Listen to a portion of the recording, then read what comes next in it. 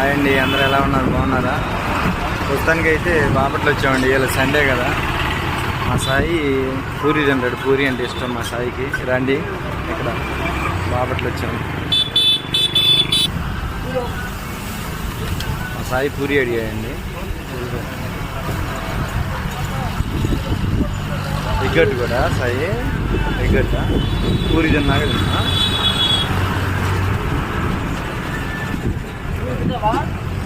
పూరి ఒక ప్లేట్.